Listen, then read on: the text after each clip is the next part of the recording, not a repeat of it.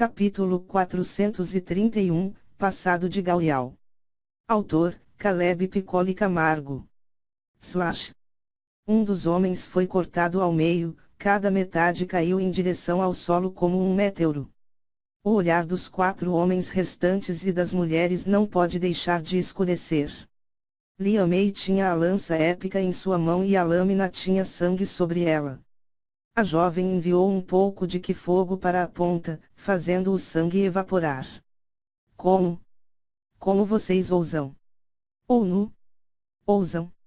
Vocês nos atacaram primeiro. Acha que nós somos idiotas? Ao falar isso, o Urhanshi liberou todo o seu poder, o seu cultivo atingiu o pico. O grupo novamente entrou em estado de choque. Dao Santo? Liam May e Mingia também fizeram o mesmo que o Urhanshi, elevando seus cultivos ao ápice.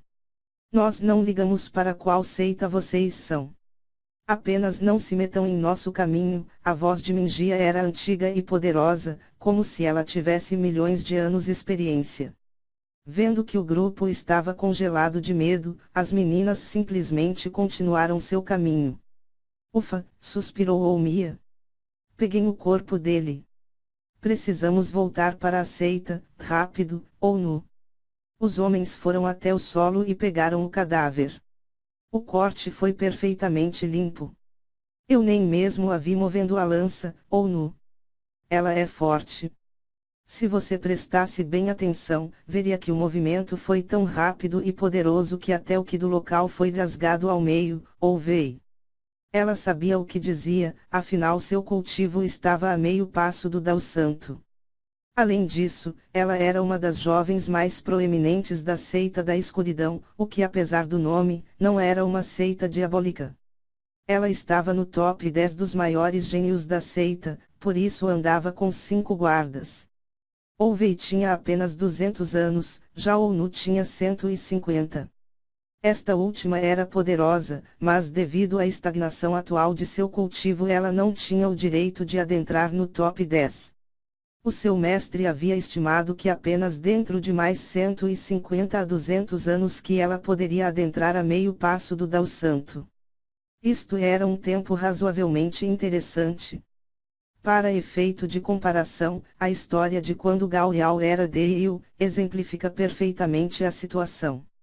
Quando Galial era jovem, ele era apenas um jovem demônio de sangue puro.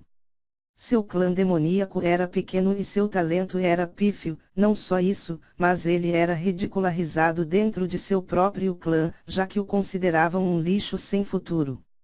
Ele demorou alguns milhares de anos para atingir o Dao do Santo Rei. Naquela época ele já havia entrado no exército do deus demônio. Então, conforme ele foi cultivando, obteve dezenas de encontros fortuitos. No fim, descobriram que ele não era um lixo, mas que seu talento ainda não havia despertado. Ele lutou bravamente e trilhou o caminho até o topo com o sangue de seus inimigos. Seu talento foi realmente despertado ao atingir o Dao acima do Dao do Eterno Santo, o que fez com que seu cultivo atingisse um nível aterrador de expansão. Quando ele nasceu, sendo um deus dragão do caos, muitos o temerão no reino dragão. Dessa forma, arrancaram sua alma e espírito, ainda bebê, e colocaram ele no corpo de um demônio de sangue puro, para que ele ficasse por lá. Muitos queriam lhe matar, já que os dragões do caos eram conhecidos por trazer calamidades, mas o deus dragão daquela época, antecessor de Seiriu, foi contra, já que seria um ato de atrocidade perante as leis da realidade matar alguém de sua própria raça. Então, quando ele atravessou o Dao do Eterno Santo, todas as memórias de seus antepassados dragões chegaram até sua dimensão espiritual. Foi nesse momento que ele tomou conhecimento de sua real identidade. Dizem que nesse momento, ele soltou um rugido tão poderoso que até hoje é possível sentir as vibrações nos confins da existência. Alguns a chamam de radiação cósmica de fundo. No fim, sua força mostrou-se tão absurda que ele quebrou o recorde do despertar da energia Yin, como aquele Shang teve ainda no continente Zhao. Devido ao fato dele não ser inteiramente um demônio, ele precisou ter o despertar, para assim ter maior acesso à energia e ser reconhecido por ela como merecedor. De qualquer forma, ele era um gênio, o qual ao atingir o pináculo do cultivo, tornando-se o deus demônio, foi aclamado com o nome de Il, afinal ele era a personificação do próprio inferno. Sendo assim, qualquer um que atinja um nível de poder tão alto, antes de seus 1000 anos, deixava claro o poder absurdo que eles possuíam. Claro, até hoje, em toda a existência, jamais alguém atingiu o Dao do Santo Rei antes dos 50 anos, e aqueles que atingiram quando tinham idades entre 50 e 60 somente eram vistos em planetas do mais alto grau de poder, muitos estando em reinos superiores, com forças comparáveis ao Reino Dragão, o mais poderoso dos reinos. De qualquer forma, Onu e Oumia eram excepcionais. Sendo assim, elas eram agraciadas com regalias.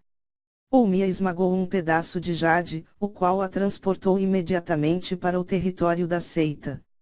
Ela apareceu em um grande pátio, no qual haviam árvores e até mesmo um lago jazia no local.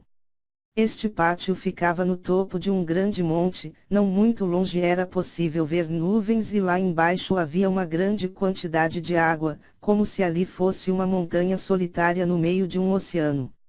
Não muito longe dali, havia um homem, seu rosto estava em seus 30 a 40 anos, mas era óbvio que ele já estava vivo há, pelo menos, 5000 anos. Seus olhos tinham um poder profundo, mas uma sensação de caos emanava de seu corpo. Hm. Oumia, você não estava indo para o país negro. Disse o homem, ainda de olhos fechados e em posição de lótus. Ao redor de seu corpo havia uma névoa de cor cinza. Mestre Lu Mao. Algo aconteceu, disse Oumia, era possível ver um tom respeitoso em sua voz e até um leve temor. O que teria acontecido? Lu Mao. Oumia acenou para um dos homens que a entregou um anel de armazenamento, ela então levitou o objeto até perto de seu mestre. Ao pegar o objeto e enviar sua consciência para dentro, ele abriu seus olhos abruptamente. Quem fez isso? Lu Mao. 3 mulheres. Elas estavam no Dao Santo, porém estavam sobrevoando a área da fronteira, um local proibido. Nós tentamos alertá-las que isso era errado, mas elas nos atacaram do nada, Oumia. Obviamente ela mentia. Hm. Dao Santo? Os olhos de Lu Mao brilharam e um sorriso maquiavélico dançou em seus lábios. Onde elas estão? Lu Mao. Pela velocidade delas eu estimo que já estejam em 1/3 do território do país cinza, Oumia. Certo. Vocês fiquem aqui, eu cuidarei disso. Levem o cadáver para os responsáveis. Ele se mesclou instantaneamente no espaço e desapareceu dali. Oumia suspirou. Vamos indo, Oumia. Será que o mestre conseguirá alcançar elas? Ou nu? O mestre Lu Mao está no 8º grau do Dao Santo. Elas provavelmente estavam no 1º grau, no máximo no 2º grau. Que chance teriam contra ele? Oumia? Você tem razão, disse Onu com um sorriso feliz. Ela sabia que o mestre Lao Mao era conhecido por ser perverso, haviam vários mestres, cada um era dono de uma montanha do caos, como eram chamadas estes pátios. Cada mestre teria alguns discípulos, mas o mestre Lao Mao era o único que só possuía mulheres. Ele não fazia nada para elas, mas vários o chamavam de pervertido nas sombras da seita. Já houve casos que ele raptou mulheres de aldeias pequenas, mas devido ao seu status, não sofreu punição alguma. Claro, a seita da Primavera Eterna repudiava este tipo de atitude, mas eles só poderiam agir se ficassem sabendo do ocorrido, e mesmo assim era necessário a existência de provas, apenas palavras não valiam muita coisa. E ele não era idiota de deixar rastros, sendo assim, ele podia continuar com sua personalidade podre. Lu Mao estava se movendo através do espaço a uma velocidade insana. Seu corpo se mesclava com a dimensão espacial e apenas vultos eram vistos. 20 minutos depois, finalmente ele encontrou a presença das 3. Estamos sendo seguidas, Mingia. Parece ser alguém no Dao Santo, Li Mei. Ele é forte. Talvez no 8º grau, ou Hanshi. Quanto tempo até ele nos alcançar? Li Mei. Acredito que em 20 minutos, mantendo essa velocidade, ele diminua a distância para menos de 100 milhas, Minjia. Atualmente ele ainda estava 1.800 milhas longe delas, mas isso era algo que poderia ser percorrido em minutos, afinal a velocidade de alguém no Dao Santo atingia facilmente entre 50 a 70 vezes a velocidade do Sol, ou seja, Lu Mao, o qual atingia 60 vezes, poderia se mover a quase 13 milhas por segundo. Dessa forma, para cobrir a distância de 1.500 milhas, ele levaria poucos mais de 2 minutos. Ele vem com más intenções, Minjia. Talvez ele seja da seita da escuridão. Li Mei. É provável, afinal até aqui nos encontramos apenas com aquele grupo, o Hanshi. Elas rapidamente formularam um plano, afinal era óbvio que precisariam lutar. Sendo assim, elas abruptamente aumentaram suas velocidades, bem como dispararam em direção a nordeste dali. Elas levaram todas as suas forças ao pico absoluto de seu cultivo e conseguiram atingir 55 vezes a velocidade do Sol. Foi bom que eles estavam flutuando a 2 milhas de altura, do contrário, apenas a onda de choque gerada por seus movimentos poderia destruir o solo.